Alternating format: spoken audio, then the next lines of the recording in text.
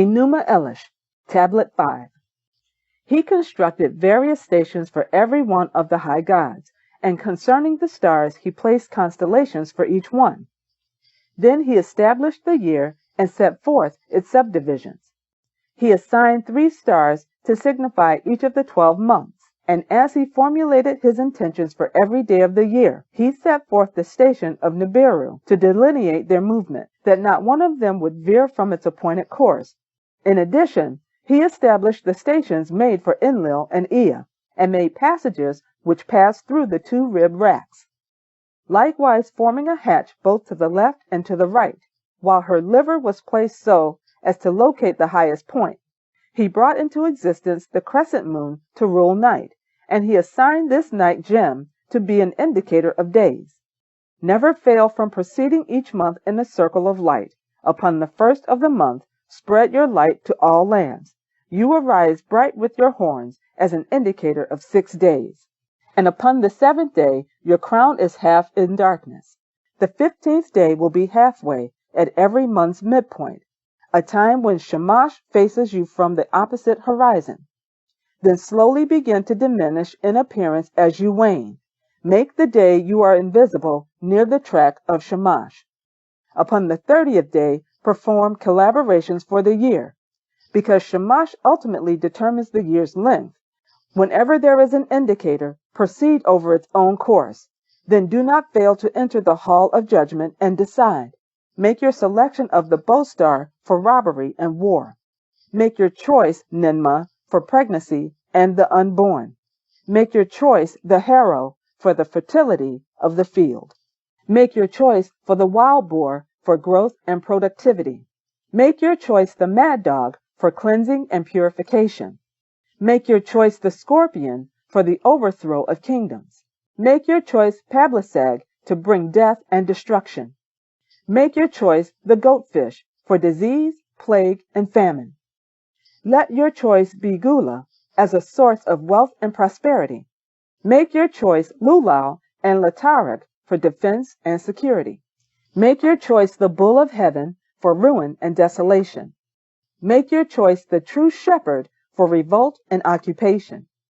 Include likewise the star cluster for conquest and domination. The star cluster will rise at the time of the New Year's festival. Year after year, it will be the most festive day among the people. Then may all restrictions be lifted, and all ways be made clear.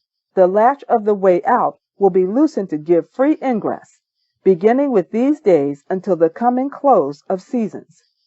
Both the watches and day and night will be properly assigned. Now will the dribble of Tiamat be the next thing to be utilized. Marduk collected together all of the dribble that had spilled. He collected it into clusters and made the scurrying clouds, giving rise to the winds and making it a source for the rains. By gathering together her venom, he caused mists to swell. These he managed himself, to be controlled by his own hand. He set her head out and heaped up deep mounds of terrain, severing upon bursting springs from which streams poured. He made the Tigris and Euphrates rivers pour from her eyes, sealed up her nostrils so that the baleful river would not flow. He gathered together from the treeless mountains, and drilled out holes so as to drain away the stagnant waters, spanned her tail across, fixing it fast to tie up the heavens, and established the waters of the Apsu underneath his feet. Then he placed her thigh so as to bolster up the sky's vault. Half of her body was used to make the sky, half the earth. He twirled the creation, so that the insides of Tiamat spun.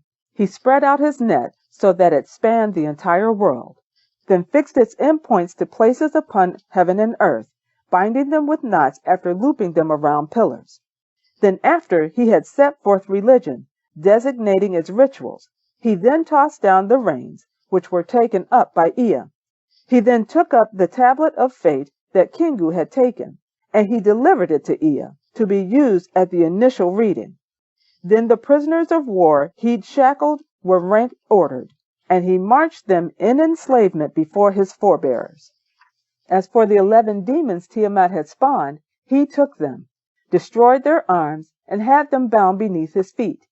Then he had pictures made of them and fixed at Apsu's gate.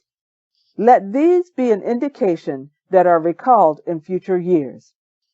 The gods all gazed, and their hearts were glad because of him.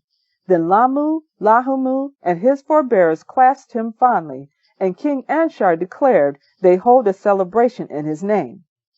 Then each of the gods, Anu, Enlil, and Ea, gave him many gifts, and his mother Damkina likewise spoke joyous words to him, and caused him to become bright within his splendid place. He assigned Usmu, who conveyed his gift as good tidings, to serve as officer of the Apsu, and to manage the temples. Then the Ajiji gathered, and each of them bowed before him. Then every single one of the Anunnaki fell to kiss his feet, and thus the entire throng came to pay obeisance to him. Standing before him, they inclined, saying, "Truly, the king." The gods, his forebearers, supped the full measure of the man, removing his ordinary clothes, besmirched with battle filth, and the gods, his forebearers, took due care of his every need, showering his body with water imbued with cypress wood, donning a regal raiment and aspect and a fabulous crown. He then picked up the mace and held it in his right hand. He then picked up the scepter and held it in his left hand, and was led by Elil to be seated upon the imperial throne, who had a footrest placed there to accommodate his feet.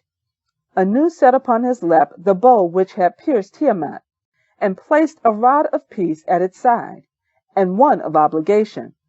When the mantles of brilliance were brought before him, while his net was being used to hold fast dreadful Apsu, then a bull was led by Ea and slaughtered for the banquet. There within the innermost chamber of his throne room, and within his cellar, were placed stocks of wine and liquors.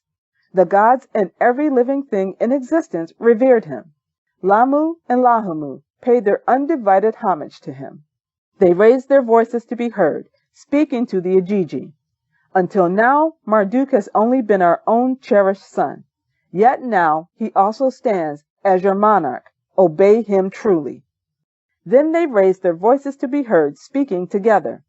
Lugal Demur, Ankia. In his name, put reliance in him.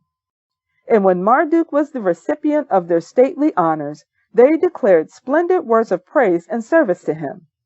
From this time forward, you will construct our holy temples, and everything you request of us, we will always act to fulfill.